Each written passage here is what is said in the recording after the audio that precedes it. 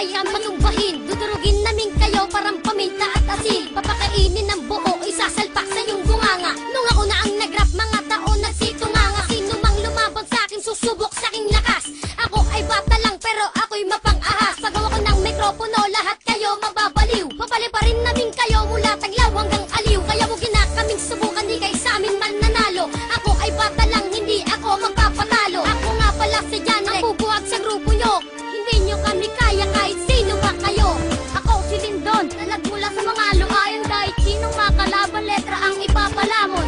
Huwag nyong kalimutan, Lindon ang pangalan. Malupit ako mula pa sa sinapupunan. Kasing bilis ng kidlat ang aking mga banat. Siguradong patay ka kapag letra ko ay lumapat. Dudurugin ko kayo kahit sino pa yan. Babalasahin ko kayo parang kasino lang yan. At muling nagpapakilala sa pamamagitan lamang ng letra. Pag kami kinalaban mo, para ka lang sumubak sa gera na walang dala kahit na isang barel. Pag akong na nagsulat, lumiliyab na ang papel.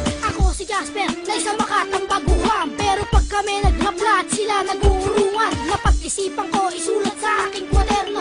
Ilalaglag kita hanggang sa dulo ng impyerno. Hindi ka mananalo sa aking pagbitaw, kasi lahat ng tao sa akin ay napasigaw. Bata lang kami pero ako ay malupet. Pag kami kinalaban para ka lang tumurumpet. Pag ako na tumirado sa harap na entablado, lahat na kumalabas sa amin ay naging barado. Pagkawak ko, mikroponong nagliliyab, mga lasang inyong binibitaw di tatalab.